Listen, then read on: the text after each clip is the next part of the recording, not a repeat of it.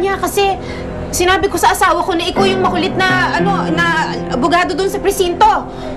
Eh, di ba sinabi ko na nga na hindi na ako magsasampa ng kaso laban sa asawa ko? Ay, pwede umalis na kayo. Alis na! Halika na, halika na. Sige po. Ano ba yung... Ay ko eh. Sasampa mo akong kaso. Hindi naman sa ganun, Berto. Doon mo nakita si Melissa. Berto, kailangan na natin umalis dito. Kasi baka mamaya bumalik pa sila ulit eh. Hindi tayo aalis dito. May plano ako. Magagamit na rin natin si Angelica. Berto, nakikiusap ako sa'yo. Kung pwede, kung ano man yung iniisip mo, kung ano yung balak mo, huwag mo nang ituloy. Para mo nang awa. Tumigil lang!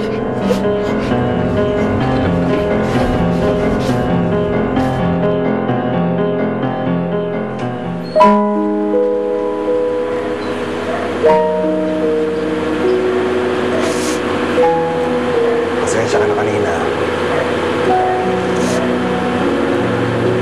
Ba't gano'n ang trato mo sa akin, Arman? Kahit kailan, hindi ko nilihim yung nakaraan ko.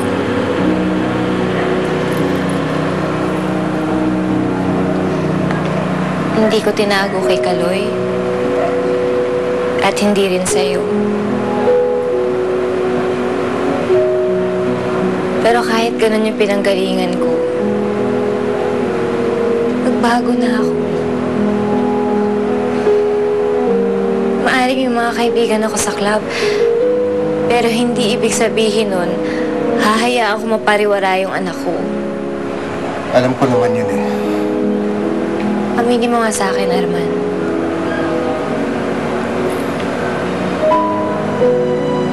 Bakit ba ako niyaya mo pakasal noon sa West?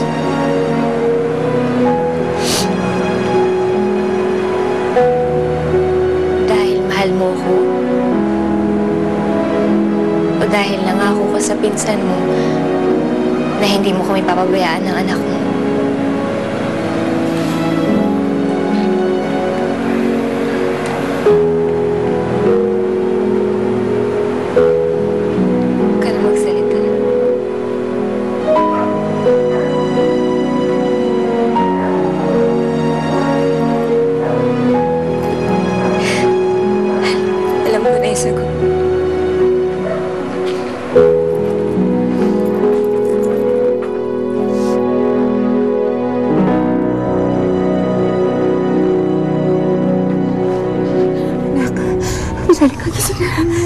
Bilis, anak, bangon na. Tatakas na tayo dito. Bilisan mo. Sinalas ka. Bilis na ba yung bag ko? Bilis na. Halika na.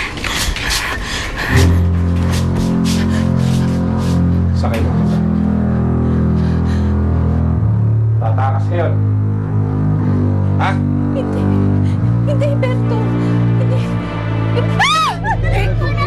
Ha? Huwag mo akong gagaguhin! Kumain lang!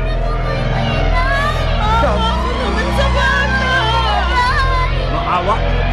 Sinisira mo ang diskarte ko! Ha? Kaya nga, gagawin mo pang bato! Alam! Basta! Tignan ko lang kung makatakas ka ngayon siya! Tama na po ito! Tama na po, Tay! Tama na po!